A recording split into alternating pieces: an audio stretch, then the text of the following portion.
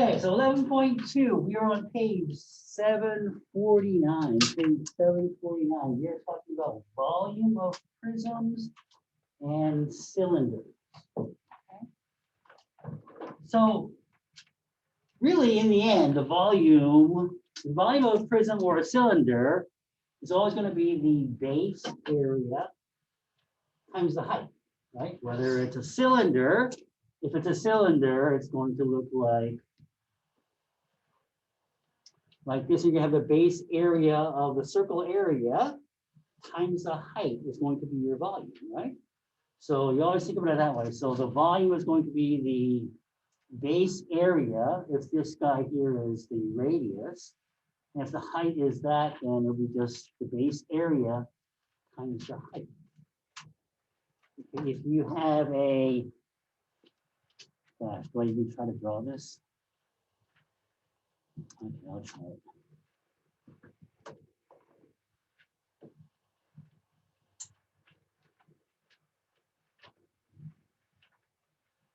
I figured out okay.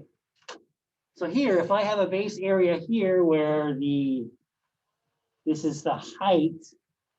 Oh no, this would be, okay, well, this would be the height of the triangle down here, right? Okay, and we have the base here. Okay, then the area of the bottom is going to be that, right? Because it's the area of the triangle. And then if I have the height here, and we'll call that would be your volume, right? Base area times that height up here. Base area right here times the height. Okay, so that's what you have to remember today. If you go to the middle of page 749, they have actually a Cavaliere's principle, okay? And that is what we call, if you look at the picture there, and I'm going to try to draw this, they have a triangular prism there, but then they have what is called an oblique triangular prism. So it's the same triangular prism, but it's kind of like just shifted over, okay? Right? So in that case, the volume stays the same. And that is what Cavaliere's principle is, okay? So in the middle there is that box where it says volume of a prism. Go ahead and take a gander at that, see if you understand that. That should be pretty simple there.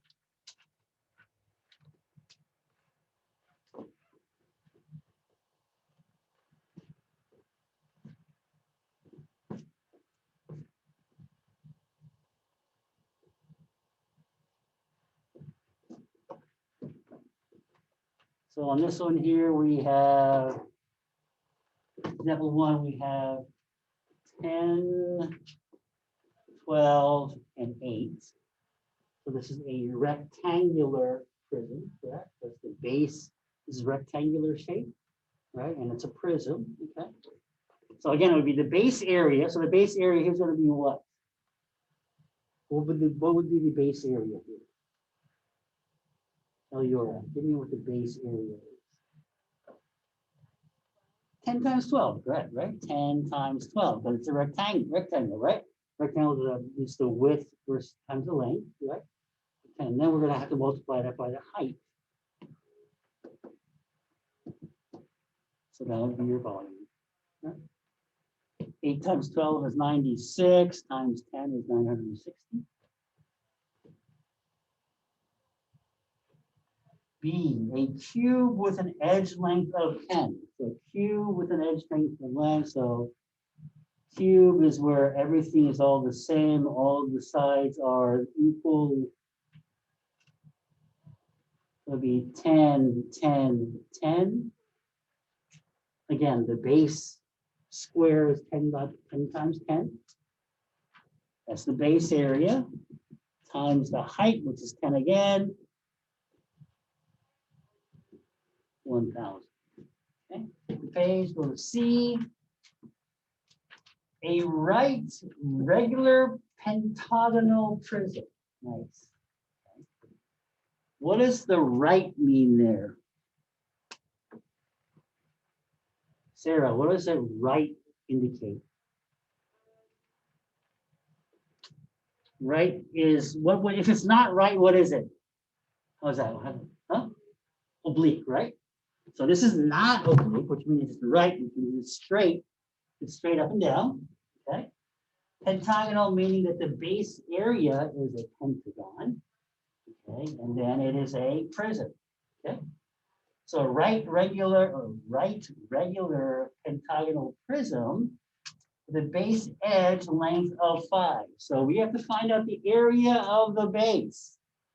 Okay, so that's going to be our sticking point, right? Once you find that, all I have to do is multiply it by the height, right? So we're good.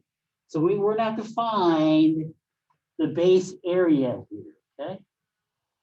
And if you remember correctly, the base area is going to be 1/2 A times P.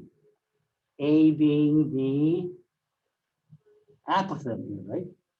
From here to here, that length right here. This is A. Okay, that's what we're trying to have to find. That's going to be our sticking point. So if you look at that triangle, what is this angle here? Or how many triangles are there? 5, right? There are 5. That's why it's called a pentagon. There's 5 of them, which means that this is going to be 360 degrees divided by 5, because there's 5 triangles. So if you do that, you get 72 degrees, okay? Which means that if I cut it in half, and I'm trying to find this guy, A, I know this length is 5, and they told me this length is not 5, which means that half of that is going to be 2.5. This angle up here from here to here, this angle here is going to be half of the 72, right? And what we need to find is this guy here. Okay? So from the 36-degree angle, this side is the what? Is this the adjacent, opposite, or what is it? It's the opposite. Opposite over the adjacent is which trig ratio? It's tangent, right? So tangent of 36 degrees is going to be opposite over your adjacent. Right? You're going to go ahead and flip them over. 1 over tangent 36 degrees is equal to 2.5 over A. Multiply both sides by 2.5. This guy goes away. Basically, this guy here is going to be our A. Right? So that's the length of A. So in here, I know what is the perimeter of this thing here? I know one side is 5. So how many of these do I have? 5 of them. So 5 times 5 is 25, right? So the area is going to be 1/2 this guy times 25.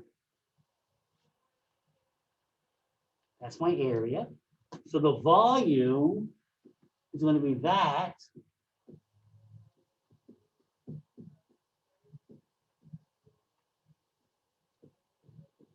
times the length, the height. The height was 7. There you go. So there's your answer. Right? So this is a little messy. Why was it messy? Because we had a hard time figuring out we wanted to find the area. And in order to find the area, we had to find the apothem. We had to find this guy here. So that was the tough part here, right? Trying to find what the apothem was. Okay. Example number 2. Okay, by the way, if you do all this, you get 301.1, if you're wondering. Okay.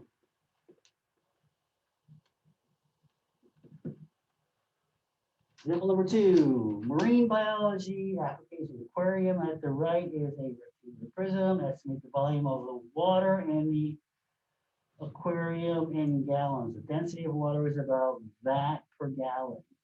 Estimate the weight of the water in pounds. There's a hint saying that 1 gallon is 0.134 cubic feet. Okay. So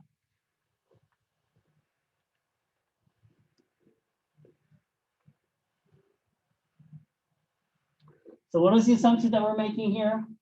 There's an assumption that we have to make that is not stated in the book. What is that?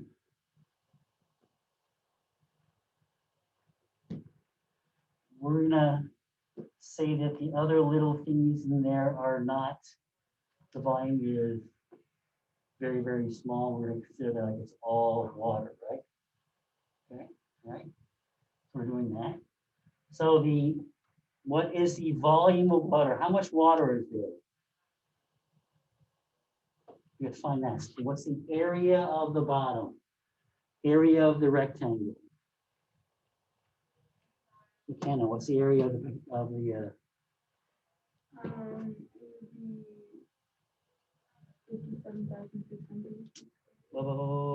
No, that's the volume. The area of the bottom. The bottom rectangle, right? The bottom rectangle is 60 by 120, right? So it'd be 60 times 120. That's the area. And then we times that by the height. So this would be the volume. Okay.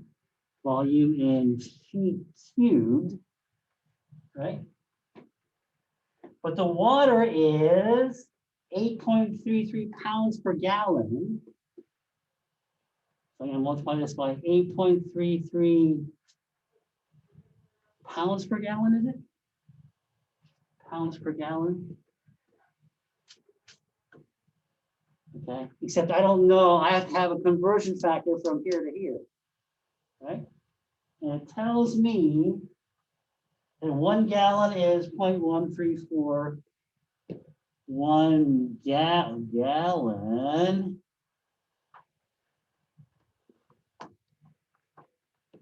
One gallon is 0.3134 cubic feet. Is that correct? Okay. So this guy and this guy cancels out. This guy and this guy cancels out, and we are left with pounds, which we want to be, right? Because that's what we're trying to find. How many pounds, right? Is it how many pounds, or does it even say? Yeah, okay. All right. So it's going to be 60 times 120 times 80 times 8.33 over whatever that is, right? And if I do that, I get 3.58 million pounds. Okay. Let's go to example number 3. Example number 3. Okay, now we have a cylinder A there. What kind of cylinder is that? It's an oblique cylinder. It is not a right cylinder, right? It's oblique.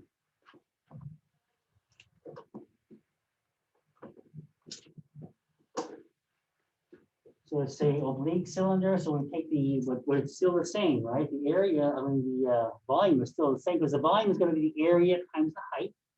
What's the base area there? Tell me what the base area is.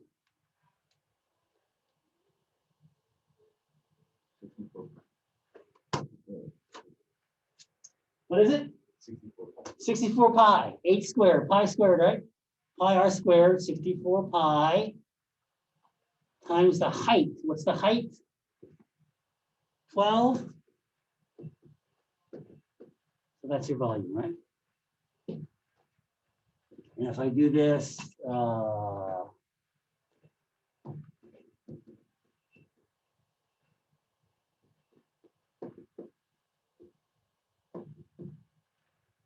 B, a cylinder with a base area of 36 pi and a height equal to twice the radius. Since the area was 36 pi, and this is pi r squared, right? That means that r squared has to be what? 36, right? R squared has to be 36, which means that r is going to be 6, which means that the height is what? 2 times that's supposed to be 12, right? So this is the area, 36 pi times 12. That's going to be your volume. Does that make sense? You get that?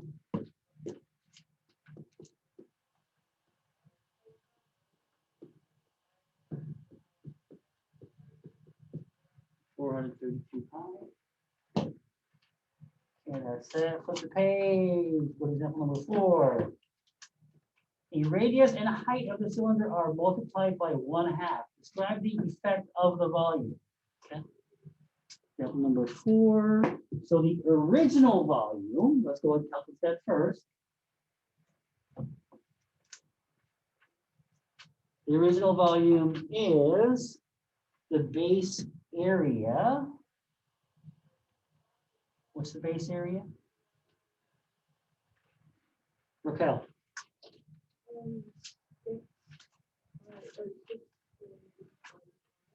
Yeah, so it's gonna be 36 pi. That's the base area.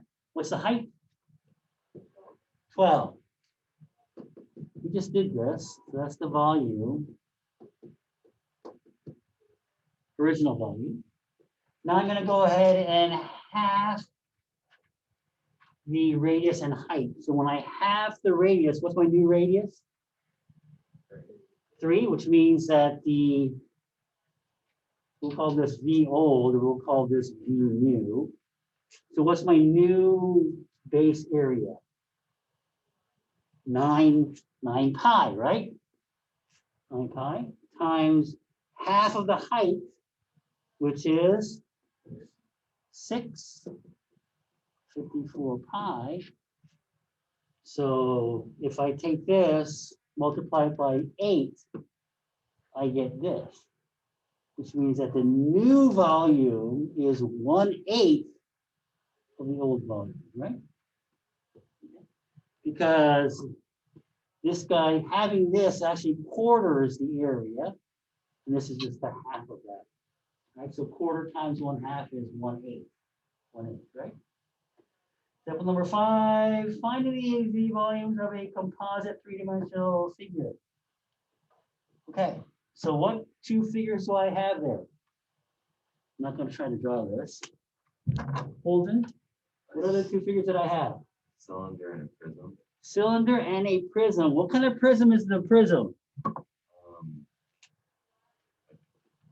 The rectangular prism. Is it a rectangular prism? I don't think so. Rectangular prism would look like this, right? Is it a triangular prism? It's a triangular prism, right? A triangular prism, right? Okay. So on that triangle, let's look at the triangular prism first, okay? So let's go ahead and find the base area of a triangle. What would be the base area?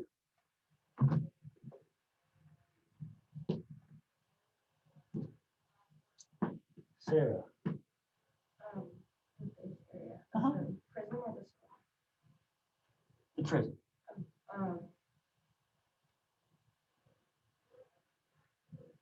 the 6 or area equals 1/2 base times height. 1/2 of 6.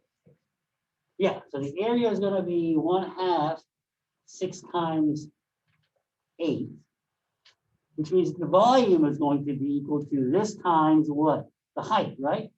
What was the height? 9, right? 9. So that's the volume of the prism, the triangular prism. What's the area of the cylinder there?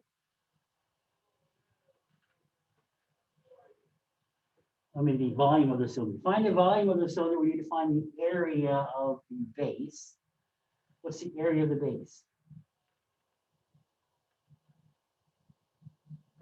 Do we have to find the hypotenuse of the triangle? Yes, we do. You have to find the hypotenuse of the triangle first. So the hypotenuse of the triangle, we'll call that C. squared is equal to 6 squared plus 8 squared. So C is going to be equal to 10, right? Square root of 100 is 10. So that is the diameter, or is that the radius?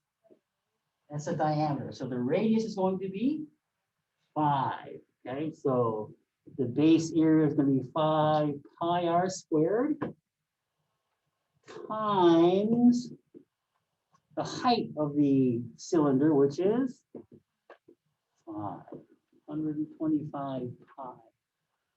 So I would take this guy and add it to this guy. So this guy is 424.9, 6,216.